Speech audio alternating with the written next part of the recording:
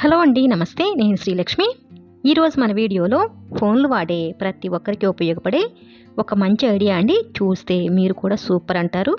ఫోన్లు మనం ఇలా ఛార్జింగ్ పెట్టేసి అలాగే ఛార్జర్ పైనే ఈ విధంగా పెడుతూ ఉంటాము. అలా పెట్టినప్పుడు ఫోన్ రింగ్ అయినప్పుడు ఈ విధంగా వైబ్రేషన్తో కింద పడి పగిలిపోతూ ఉంటాయి. స్క్రీన్లు పగులుతూ ఉంటాయి. ఒక్కొక్కసారి ఫోన్లు కూడా పనికి రాకుండా పోతాయి. ఈ ఐడియాని కనుక ఫాలో అయితే ఇక నుండి అటువంటి ఇబ్బంది ఏమీ ఉండదండి. మన దగ్గర ఇటువంటి బాక్సులు అయితే ఉంటూ ఉంటాయి కదా.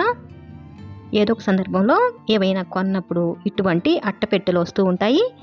వాటిని ఈ విధంగా కట్ చేసుకోవాలి. ఇలా మనం ముందుగానే కొద్దిగా మార్కింగ్ ఇచ్చామంటే ఈజీగా కట్ చేసుకోవచ్చండి.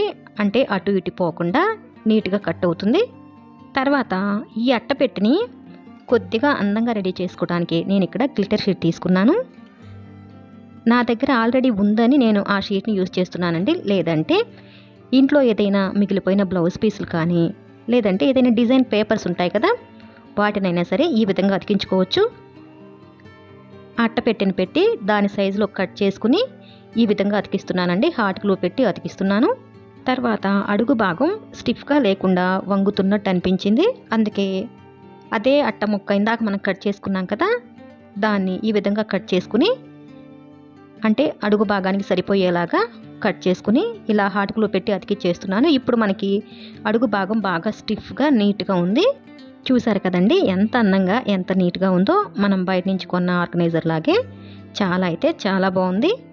ఇప్పుడు వచ్చేసి ఇక్కడ ఒక 1 ఇంచ్ వెడల్పులో ఒక హోల్ లాగా చేసుకోవాలి. అంతేనండి. దీన్ని చక్కగా ఈ విధంగా ఆర్గనైజ్ చేసుకోవాలి. స్విచ్ బోర్డ్ పక్కనే ఇలా వాల్ హ్యాంగింగ్ హుక్స్ ఉంటాయి కదా, దాన్ని ఇలా అతికించేసి ఈ విధంగా ఆర్గనైజర్ని హ్యాంగ్ చేశాను. ఇప్పుడు మనం సెల్ ఫోన్లో ఛార్జింగ్ పెట్టుకున్నప్పుడు ఈ విధంగా పెట్టుకుంటే మనకి కింద పడే ఛాన్సే లేదండి.